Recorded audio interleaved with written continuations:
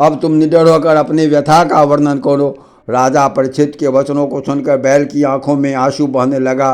राजा परीक्षित बोले, हे बैल, मैं दुष्टों को दंड देने वाला, धर्मराज युधिष्ठिर के कुल में जन्मा लेने वाला उनका पुत्र राजा परीक्षित हूँ। दुष्ट प्रकृति वाले मनुष्यों को मैं दंड देता हूँ। और हे गौ माता, तुम भी मत रहो। पुनः बैल की तरह घूमकर बोले, किस दुष्ट ने पांडव की पवित्र एवं धर्मयुक्त कीर्ति में कलंक लगाया है। हमारे राज्य में शेर एवं बकरी एक साथ एक ही घाट पर पानी पीते हैं। जिसने तुम्हारे 3 पैर तोड़ दिए हैं, तुम उसका नाम लो, मैं उसके हाथों को काट कर उसके तन से अलग कर दूंगा, चाहे वह देवता ही क्यों न हो। तब धर्म रूपी बैल मनुष्य के वाणी में बोला, हे पांडव कुल के महाराज, आपने अति पवित्र कुल में जन्म लिया है। हे राजा, हम नहीं चाहते कि संसार में प्राणियों का दुख प्रदान करने वाला कौन पापी है। कोई प्रारब्ध को दुख का कारण मानता है तो कर्म को भी कुछ लोग दुख का कारण मानते हैं, कुछ लोग ईश्वर को दोष देते हैं। अब आप ही निश्चित कीजिए, मेरे दुख का कारण क्या है। बैल के वचन सुनकर राजा परीक्षित तत्काल समझ गए कि बैल के रूप में साक्षात धर्म एवं गाय के रूप में माता पृथ्वी है। तब राजा परीक्षित बोले, हे धर्म, सतयुग में तुम 4 चरण वाले हुआ करते थे। उन 4 चरणों को सत्य, दया, पवित्रता एवं तप के द्वारा जाना जाता है। त्रेता युग में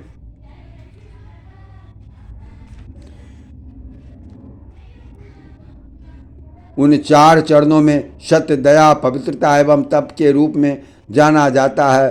त्रेता युग में 3 चरण रह गए।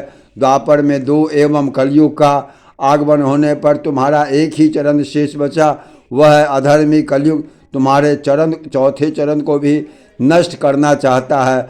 भगवान वासुदेव ने पृथ्वी का भार हल्का किया था, किंतु उनके गोलोक गमन से पाप पुनः बढ़ने लगा है। इतना कहकर राजा परीक्षित ने म्यान से अपनी तेज धार वाली तलवार बाहर निकाल लिया और पाप रूपी काले कलूटे कलयुग को मारने दौड़े।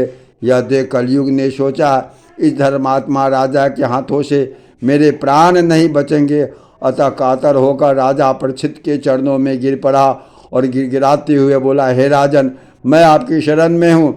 यह देख राजा का क्रोध कम हो गया। शरणागत की रक्षा करना उनका धर्म बन गया। अतः वह बोले, हे अधर्म रूपी कलयुग, तुम मेरे राज्य में कदम नहीं रखना चाहिए। तेरे रहने से मेरे राज्य में पाप, झूठ, चोरी, छल, कपट एवं भ्रष्टाचार बढ़ेगा। इसलिए तू तुरंत मेरे राज्य की सीमा से बाहर निकल जा। इसलिए तू मेरे राज्य की सीमा से बाहर निकल जा। हे अधर्मी रूपी कलयुग, तुझे मेरे राज्य में कदम नहीं रखना चाहिए। तेरे रहने से मेरे राज्य में पाप, झूठ, चोरी, छल, कपट एवं भ्रष्टाचार बढ़ेगा। इसलिए तू तुरंत मेरे राज्य की सीमा से बाहर निकल जा। मेरे राज्य में साधु, संत एवं धर्मात्माओं का निवास है। तेरे जैसे अधर्मियों के लिए कोई स्थान नहीं। राजा परीक्षित के कठोर वचन सुनकर कलयुग घोर असमंजस में पड़ गया। फिर कुछ पल चुप रहने के पश्चात सिर झुकाकर निवेदन करता हुआ बोला, हे पृथ्वीनाथ, समस्त पृथ्वी पर आपका राज्य स्थापित है, अतः आप ही मुझे कोई उचित स्थान बताएं। कलयुग के वचनों को सुनकर राजा परीक्षित बोले, हे कलयुग, मैं तुम्हारे लिए 4 स्थान निर्धारित करता हूँ। जय जय श्री सीताराम।